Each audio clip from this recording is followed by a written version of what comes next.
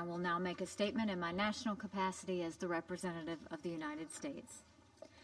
Thank you very much, Martin, for coming back to brief us. We obviously share your frustration that the Houthis did not show up in Geneva. You did everything you could to get them there.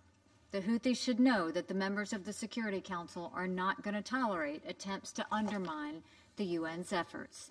While Geneva did not work as we had hoped, we have to find a way urgently to bring the parties to the table. That is why we are here.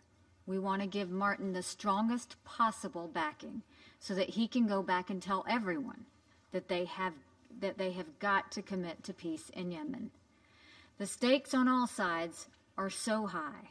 It would be a mistake for the parties to dismiss the idea of peace talks and resort to military options. The temperature is rising across the region because of this war. Ballistic missile attacks into Saudi territory continue. There are threats to freedom of navigation in the Red Sea. Chaos in Yemen is spilling across its borders. We are potentially one missile strike away from a full-blown crisis. There is an alternative. As we heard today, there is a remarkable degree of Security Council unity on Yemen. Everyone around the table wants to see diplomacy succeed. The parties have got to act to help the Yemeni people. They can do things right now that will actually make the Yemeni people better off, instead of accelerating this humanitarian catastrophe. They can help the Yemeni people by finding a way to pay the salaries of teachers and allowing kids to go back to school, which is a step that any parent in this room can immediately understand.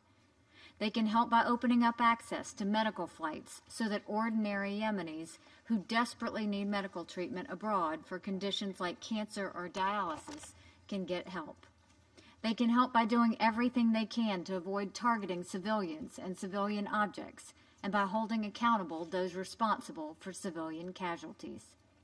They can help by making sure that humanitarian aid and life-saving commercial goods reach Yemenis who need it through all of the country's ports, including Hodeidah.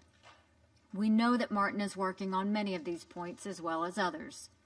We urge the parties to make rapid progress on getting these things done before convening for a new round of talks.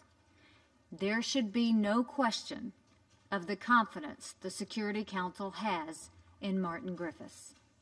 We are losing time and patience. All sides would be wise to work with Martin and reach out to him immediately. Thank you.